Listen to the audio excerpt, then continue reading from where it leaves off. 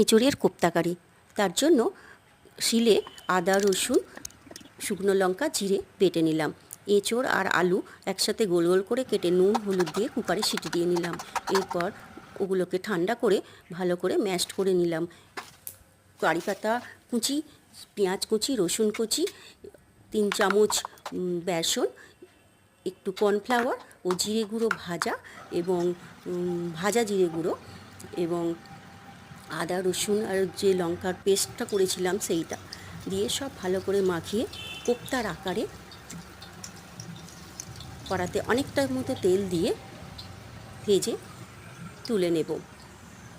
একটু ভাজতে বেশ সময় লাগবে। নেড়ে চেড়ে ভেজে যখন লাল রং হয়ে যাবে তখন কোপ্তাগুলো সব একসাথে ভেজে তুলে নেব।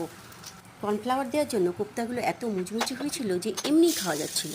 এরপর কড়াতে একটু পেঁয়াজ এবং আদা রসুন বাটাটা ছিল সেইটা দিয়ে দিলাম। দিয়ে যখন ভালো করে কষিয়ে যখন তেল ছেড়ে দিয়ে দেবে তখন কোপ্তাগুলো দিয়ে সাবধানে নাড়াচাড়া, হালকা হাতে নাড়াচাড়া করে একটু জল দিয়ে সামান্য ফুটিয়ে নিলেই রেডি হয়ে গেল কোপ্তা কারি। দুর্দান্ত খেতে হয়।